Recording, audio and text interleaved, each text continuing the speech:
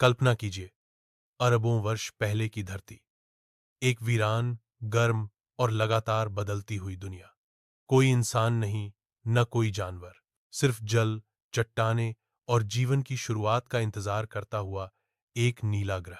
लगभग 4 अरब वर्ष पूर्व समुद्रों में कुछ ऐसा हुआ जिसने सब कुछ बदल दिया। एक सरल कोशिका जीवन का पहला बीज विकसित हुई। वो कोशिका जिसने आगे चलकर पेड़, जानवर और अंततः इंसानों का रूप लिया। यह कहानी वहीं से शुरू होती है। धीरे धीरे, करोड़ों वर्षों में, एक कोशिकीय जीवन ने बहुकोशिकीय जीवन का रूप लिया। समुद्रों से निकलकर जीवों ने धरती पर कदम रखा और फिर आरंभ हुआ जीव जंतुओं, डायनासोरों और स्तनधारियों का युग। फिर आए प्राइमेट्स, पेड़ों पर झूलते, सामाजिक जीवन जीने वाले जीव। इन्हीं में से एक शाखा ने एक बड़ा कदम उठाया, 2 पैरों पर चलना।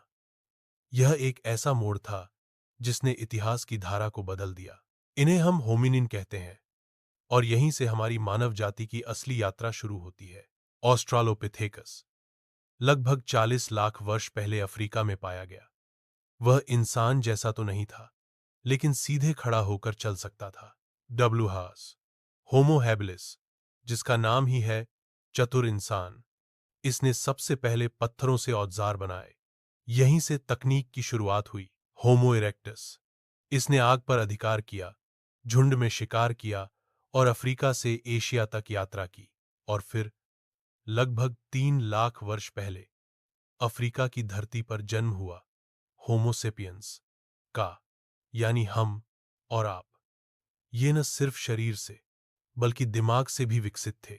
उन्होंने कला बनाई, गुफाओं में चित्र उकेरे, उन्होंने मृतकों को दफनाया सम्मान के साथ, उन्होंने भाषा विकसित की विचारों को साझा करने के लिए। फिर एक और बड़ी क्रांति आई, कृषि की क्रांति।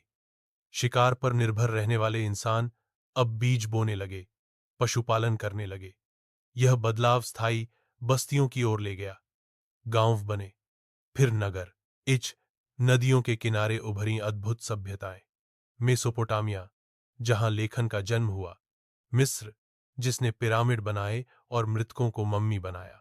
सिंधु घाटी, जिसकी योजनाबद्ध सड़कें और जल निकासी प्रणाली आज भी चमत्कारी लगती है।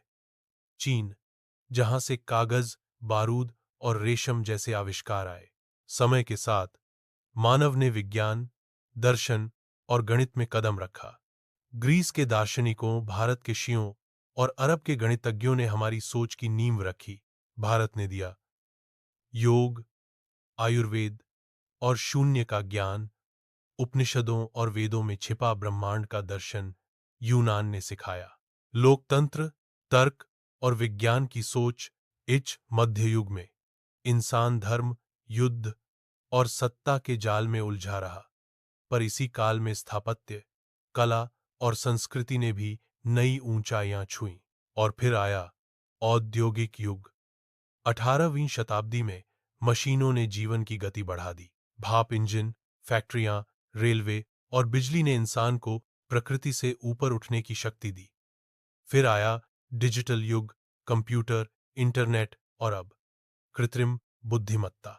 आज इंसान मंगल की ओर देख रहा है, डीएनए को एडिट कर रहा है और मशीनों से संवाद कर रहा है।